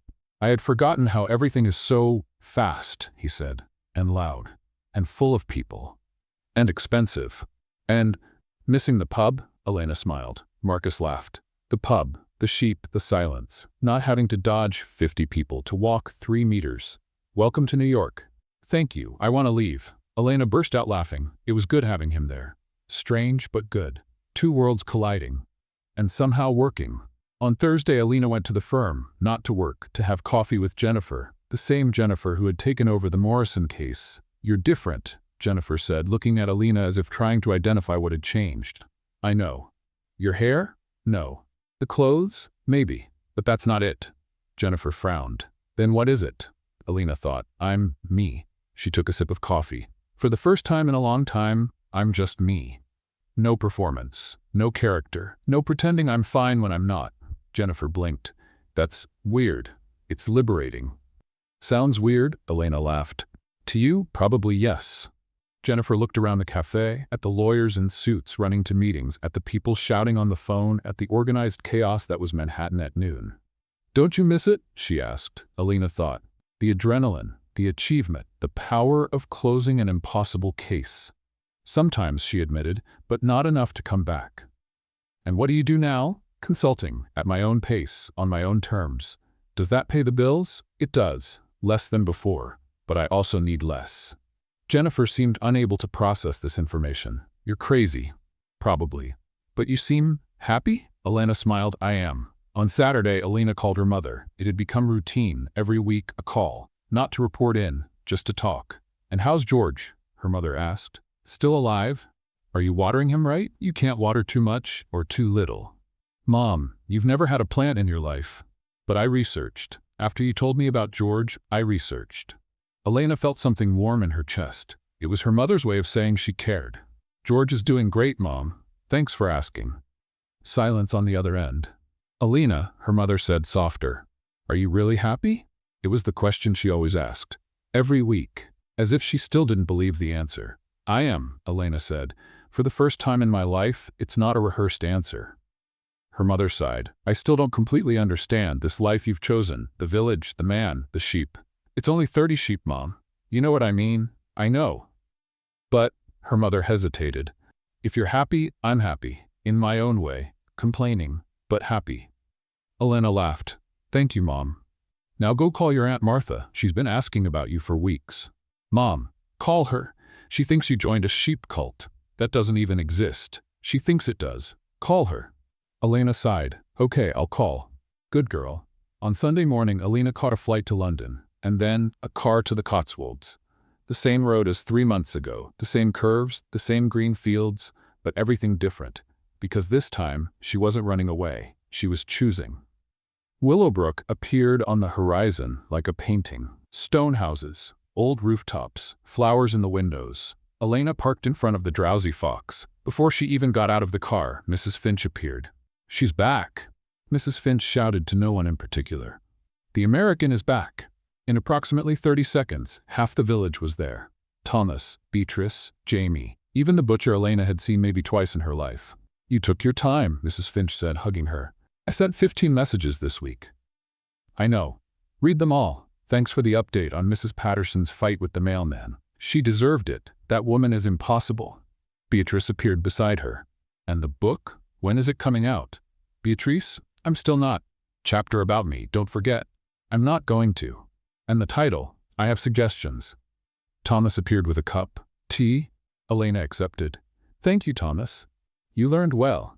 I had a good teacher. He almost smiled. It was the most approval Thomas offered, and it meant everything. Marcus appeared 10 minutes later, crossing the little street with that calm way of his. The crowd parted, as if they knew that moment belonged to them. You came back, he said. I said I would. I know, but it's good to see. Elena set down the cup, walked to him, and kissed him. In front of everyone. Again, Mrs. Finch sighed. Beatrice took photos. Jamie dropped something, because of course he did, and everything was perfect. Exactly as it should be. Later, they walked to Marcus's property. Slowly. No rush. The field stretched around them, golden in the afternoon sun. I was thinking, Elena said. Dangerous. Shut up, she laughed. I was thinking that maybe I could stay longer. Marcus looked at her. How much longer? I don't know, she shrugged. A lot, the maximum. Forever? He stopped walking. Forever? Or something close to it. I still need to learn to relax. Yesterday I scheduled free time on my calendar. You scheduled relaxation? It's a work in progress. Marcus laughed. Loud, real. And then he hugged her. Tight, like he was never going to let go. I think I can live with that, he said. With what? With you? With your lists? With your scheduled relaxation times? With everything? Elena smiled against his chest. Even with me being impossible? Especially with you being impossible. The sun began to set over Willowbrook. Gold, orange, pink. Elena looked at the village, at the fields, at the man beside her, at the life she had built, not the one they expected her to build. It had been hard, scary, full of moments when she wanted to give up, but she didn't give up. And now, on the other side of fear, she had this: peace, choice, freedom. Elena Ross hadn't reached the perfect ending. She didn't have the dream wedding, the meteoric career, the life everyone expected, but she had something better. She had a beginning. The right beginning. The beginning that was only hers. And if this story made you reflect, if at any moment you saw yourself in Elena, in the endless race, in the emptiness at the top, in the question, do I want this? Then maybe the story did what it was supposed to do. Because Elena taught us that not every victory deserves applause. That sometimes the emptiness at the top is just the heart asking for something different. And that the quietest courage is the courage to start over, even when everyone expects you to keep going. If this story made you reflect in any way, leave in the comments the rating you would give it. And if you believe that stories can also teach, subscribe to the channel.